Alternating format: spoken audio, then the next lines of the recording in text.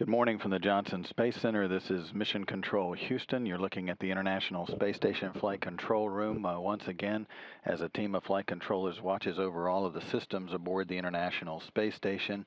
The team today being led by Flight Director Ed Van Cise. Once again, he is watching over this team throughout much of the daytime hours as his team is part of three teams that watch over the station systems around the clock. He's joined by Jay Marshke, who is handling a communications link, communications efforts between this team and the crew on board the International Space Station as well. That's one of the reasons why it's good to have you guys look it over. That crew on board the station is made up of three crew members. One of those, U.S. astronaut Don Pettit. He's serving as flight engineer number 6 as part of the Expedition 31 crew. He's currently working on an experiment that will take a good bit of the rest of his day. Efforts on that experiment ongoing real-time, the burning and suppression of solids experiment known as BASS. He's working directly with the principal investigator, Paul Ferkel, who is telerobotically taking part with him, looking over his shoulders as we are, as he operates this experiment. Ferkel has a PhD and is with the National Center for Space Exploration Research in Cleveland, Ohio.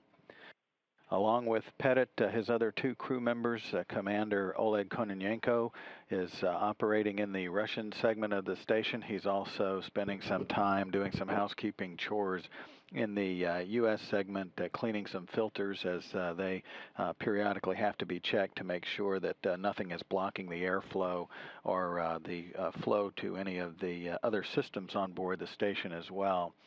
Also on board is André Kuipers from the Netherlands. He is serving as flight engineer number 5 of the International Space Station. He is continuing with his efforts on what's known as the Energy Experiment, sponsored by the European Space Agency. It essentially is an experiment designed to help measure long-term space effects on astronauts' energies in space.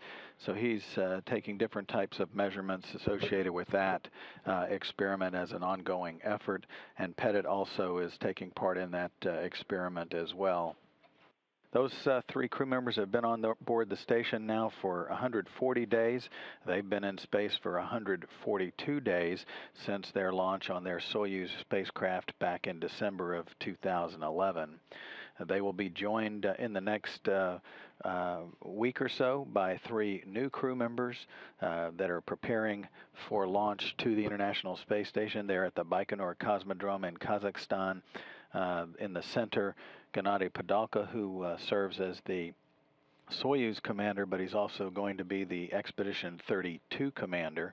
He's joined on the left by Sergei Revin, cosmonaut colleague, and on the right by U.S. astronaut Joe Acaba.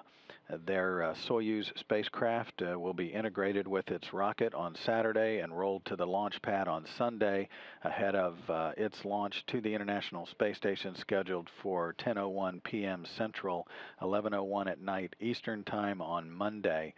Following a 2-day rendezvous, they expect to dock with the International Space Station on Wednesday, with that docking scheduled for May 16th, just before midnight Central Time and just after midnight Eastern Time on May 17th.